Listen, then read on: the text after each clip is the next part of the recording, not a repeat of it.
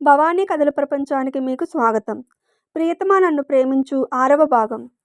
క్రిష్ కిషన్లను చూసిన షాక్ నుండి ఇంకా తేరుకోలేదు. అందుకే వాతావరణం ఇంత ప్రశాంతంగా ఉంది అన్నాడు శ్యామ్ ఐశ్వర్య మౌనంగా ఉండడం చూసి. ఆ మాటలకు డైనింగ్ టేబుల్ దగ్గర తింటున్న అందరూ నవ్వుకుంటున్నారు. మీకు మీరే ఏదేదో ఊహించేసుకుంటారా అని విసురుగా అంది ఐష్. అంటే అందరూ సైలెంట్ అయిపోయారు. ఆమె మాట తీరుకి అన్నదమ్ములిద్దరూ ముఖాలు చూసుకున్నారు. తన ఎదురుగా కూర్చున్న క్రిష్ కిషన్లను పరికించి చూస్తూ మీరు నిజంగా ట్విన్సా అని అడిగింది ఐష్. ఐషు ఏంటా అడగడం అని కోప్పడింది అక్క. అక్క మాటలు పట్టనట్లుగా సమాధానం కోసం వీళ్ళ వైపు చూస్తుంది. అవునన్నట్లు ఇద్దరూ ఒకేసారి తలలు ఊపారు. నేను నమ్మలేకపోతున్నాను అని ఇద్దరినీ చేతులు ముందుకు చాపమంది. ఎందుకు అని అడిగారు వాళ్ళు. ముందు చాపండి అంది. ఇద్దరూ చేతులు ముందుకు పెట్టగానే తన 2 చేతులతో ఇద్దరినీ గిల్లింది. ఇస్ అమ్మా అని ఇద్దరూ చేతులను నిమురుకున్నారు. ఐషు ఏంటి నువ్వు చేసిన పని? అంతగా నమ్మలేకపోతే నిన్ను నువ్వు గిల్లుకోవాలి కానీ ఇలా ఎదుటివారిని హర్ట్ చేయకూడదు అని కోప్పడింది అక్షయ. నేను గిల్లుకుంటే నాకు నొప్పెడుతుంది కదక్కా, అందుకే ఇలా టెస్ట్ చేశాను అనేసి కిషన్ వైపు చూసి సారీ అంది. గిల్లినందుకా అన్నాడు చిరుకోపంగా. కాదు, ఇందాక మిమ్మల్ని చూసి అరిచినందుకు. నేను కవలల గురించి చాలా విన్నాను కానీ ఇంతవరకు చూడలేదు. మేడ మీద మీ అన్నయ్య కనిపించారు. కిందకు వచ్చేసరికి మిమ్మల్ని చూసి వెంటనే వెనక్కి తిరిగానా, అక్కడ క్రిష్ లేరు. అప్పుడు ఏదో భయంలా అనిపించింది, అరిచేశాను అంది అమాయకంగా. అంటే నన్ను దెయ్యమో భూతమో అని అనుకున్నావా అని అడిగాడు కిషన్. ఆహా కాదు, అవును అని తల అడ్డదిడ్డంగా ఊపేసరికి ఆమె హావభావాలను చూసి కిషన్తో సహా అందరూ పగలబడి నవ్వుకున్నారు. డిన్నర్ అయ్యాక అబ్బాయిలు తమ గదికి వచ్చి కిషన్ ల్యాప్టాప్లో ఆఫీస్ వర్క్ చేసుకుంటుంటే క్రిష్ తన సిస్టంలో ఏదో టైప్ చేసుకుంటున్నాడు. అన్నదమ్ముల గదికి వచ్చి తెరిచిన తలుపును తట్టి మే ఐ కమిన్ అని అడిగింది ఐషు. కమిన్ అన్నాడు క్రిష్. ఐషు లోపలికి రాగానే ఇద్దరు తమ పనులను కాసేపు ఆపారు. మీలో క్రిష్ ఎవరు అని అడిగింది. నేను అని ఇద్దరు తమ వైపు వేలును చూపించుకున్నారు. అబ్బా నన్ను కన్ఫ్యూజ్ చేయొద్దు ప్లీజ్ అంది. ఇప్పుడు ఒకరినొకరు చూపించుకున్నారు. ఐషు అలిగినట్లుగా ముఖం పెట్టేసరికి ఓకే కూల్ నేనే, ఏంటి విషయం అన్నాడు క్రిష్. మీ ఇద్దరికీ తప్ప ఇంట్లో అందరికీ గిఫ్ట్స్ ఇచ్చాను. నిజానికి మీ టేస్ట్ నాకు తెలియదు, అందుకే నాకు నచ్చిన వాటినే గిఫ్ట్స్గా తెచ్చాను. అయితే ప్రపంచంలో తాజ్మహల్ని ఇష్టపడిన వాళ్ళంటూ ఉండరు, కాబట్టి ఇది మీకు నచ్చుతుందనే అనుకుంటున్నాను అని క్రిష్కి తాజ్మహల్ని ఇచ్చింది. దీన్ని ఎవరు ఎవరికిస్తారో నీకు తెలుసా అని అదో మాదిరిగా అడిగాడు క్రిష్. అంటే ప్రేమికులు మాత్రమే ఇచ్చిపుచ్చుకుంటారనా మీ అభిప్రాయం? అలా ఎందుకు అనుకోవాలి? సపోజ్ నేను దీన్ని హరీష్ బావగారికి ఇచ్చానంటే దాని అర్థం నేను అతన్ని ప్రేమిస్తున్నట్లా కాదు కదా. చూడగానే ఇది నచ్చింది, అందుకే మీకు ఇస్తున్నాను అనేసి కిషన్ దగ్గరకు వచ్చి ఇది మీకు అని ఒక పర్ఫ్యూమ్ బాటిల్ని అందిస్తూ ఇది కేవలం పర్ఫ్యూమ్ మాత్రమే కాదు, మీరు కోపంలో ఉన్నప్పుడు దీన్ని ఒక్కసారి స్ప్రే చేశారంటే నిమిషంలో మీ కోపం పోతుంది అంది. ఇది నీకు తప్పకుండా అవసరం రా అన్నాడు Krish. Once again I'm so sorry అంది కిషన్తో. ఒకసారి చెప్పావు కదా, మళ్ళీ మళ్ళీ సారీ చెప్పి నన్ను ఇరిటేట్ చేయకు అన్నాడు అతను. అంటే మీరిప్పుడు కోపంలో ఉన్నారు కదా అని కిషన్ చేతిలో ఉన్న బాటిల్ని స్ప్రే చేసింది. ఆమె చర్యకు అన్నదమ్ములిద్దరూ ముఖముఖాలు చూసుకుంటుంటే ఏంటి అలా చూస్తున్నారు, నిజంగా కోపం పోయింది కదా అనేసి ఒక్క నిమిషంలో ఆ గదిలో నుండి తుర్రుమన్నట్లుగా వెళ్ళిపోయింది ఐషు. షీఈస్ క్రేజీ అన్నాడు కిషన్. ఈ అల్లరి అంతా పై ముసుగు మాత్రమే, ఆమె లోపల ఎన్నో సున్నితమైన భావాలు ఉన్నాయి అన్నాడు క్రిష్.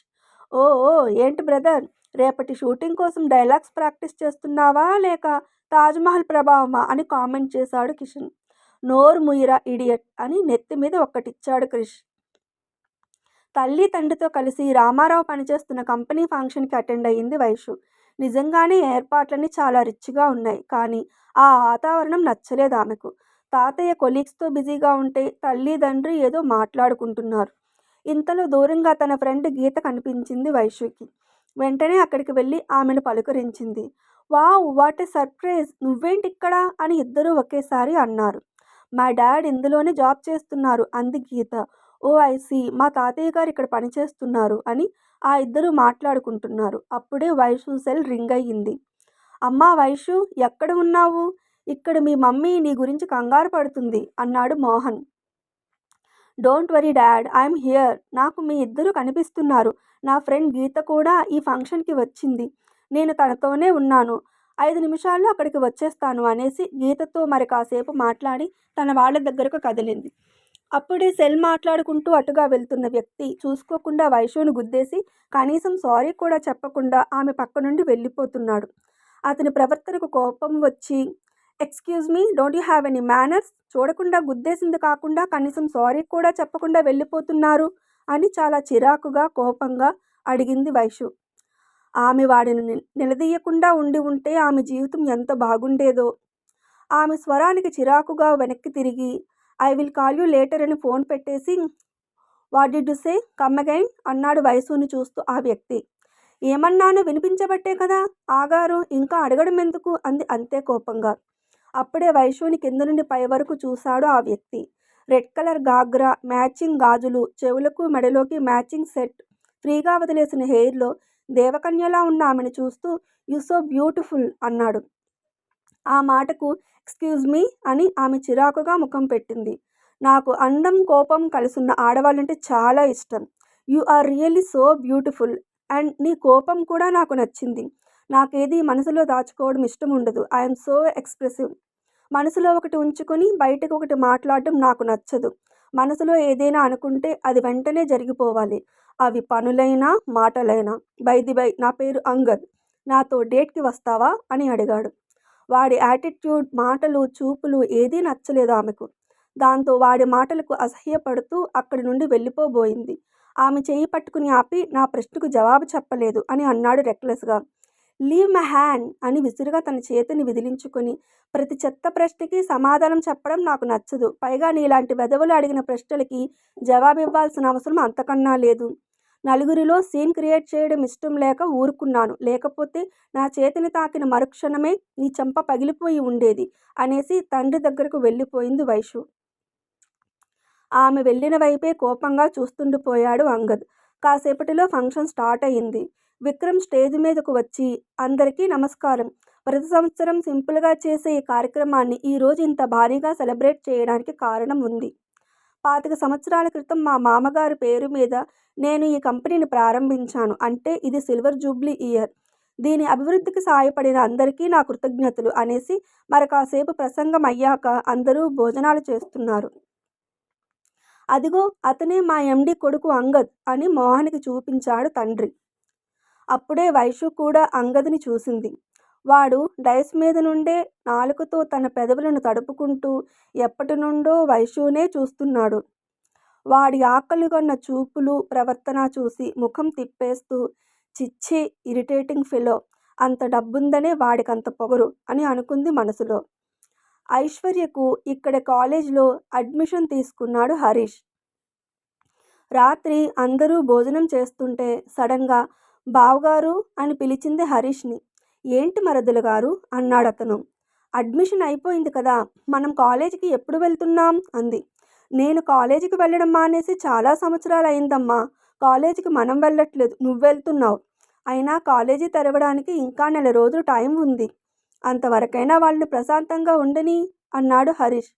అతని మాటల్లోని అర్థాన్ని పట్టించుకోకుండా మరి మమ్మీ ఎందుకు నన్ను అప్పుడే పంపించేసింది అంది అమాయకంగా. మా బుర్రలు తినడానికి అన్నాడు క్రిష్ చిన్నగా. ఆ మాట కిషన్కి వినపడేసరికి ఇద్దరూ చిన్నగా నవ్వుకున్నారు. మమ్మీ, డాడీ, తాతయ్య అని అరుస్తూ ఇల్లంతా తిరుగుతుంది వైషు. తనకి ఎవరూ కనపడలేదు. అప్పుడే కిచెన్లో నుండి వస్తున్న మీనాని చూసి పరుగున వెళ్ళి మమ్మీ, నేను ఫస్ట్ క్లాస్లో పాస్ అయ్యాను అని చెప్తుంది.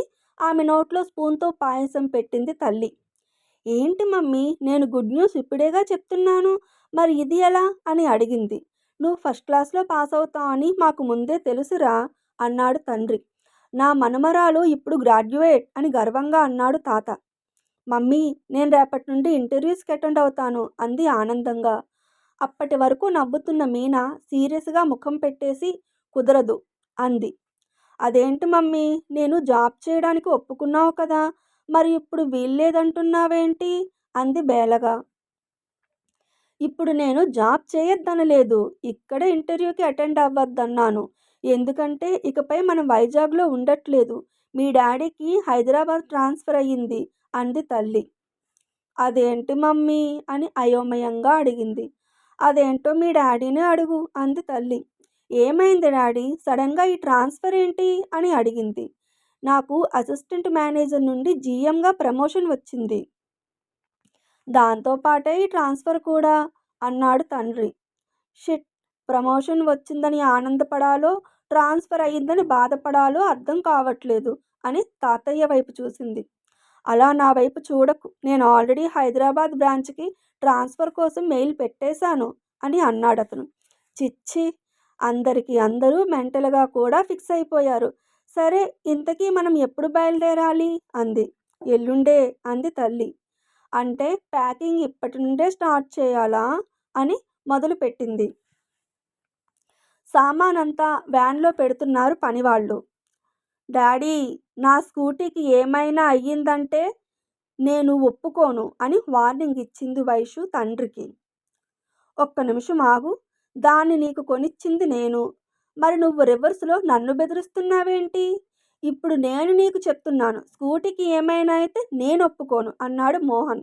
ఎవరు కొనిచ్చారన్నది కాదమ్మా, ఎవరు బాగా చూసుకుంటున్నారు అన్నది మేటర్ అంది వైషు మహేష్ బాబు స్టైల్లో. నేను వైషునే సమర్థిస్తాను, నా ఓటు వైషుకే. బండిని అదే చాలా బాగా చూసుకుంటుంది, అందుకే ఈసారి రిపేర్ ఖర్చు అదే పెట్టుకుంటుంది తన పాకెట్ మనీ నుండి అని సెటైర్ వేసింది తల్లి. నాకోకే, కాకపోతే ఈ మంత్ నుండి నా పాకెట్ మనీని డబల్ చేసి మీరే ఇవ్వాలి అంది నవ్వుతూ వైషు. దీంతో మాట్లాడి గెలవగలరా మీరు అన్నాడు రామారావు. దేవుడా, దీన్ని ఎవడు చేసుకుంటాడో కానీ అయిపోతాడు అన్నాడు మోహన్. చూడు మమ్మీ, డాడీ ఎలా అంటున్నారో అంది కంప్లైంట్లా. ఏమ్మా, తప్పుగా ఏమైనా అన్నారా అని చమత్కరించింది తల్లి. వాళ్ళ కౌంటర్లకు ఒళ్ళు మండి ఉక్రోషంగా చూస్తూ, ఎవరికైనా ఎనిమిస్ బయట ఉంటారు, నాకు ఇంట్లోనే ఉన్నారు అని తిట్టుకొని వెళ్ళి కారులో కూర్చుంది. అన్నీ సరిచూసుకొని అందరూ కారులో హైదరాబాద్కి బయలుదేరారు. ఇంకా ఉంది. హైదరాబాద్ చేరిన వైషుకి ఎలాంటి పరిస్థితులు ఎదురవుతాయి?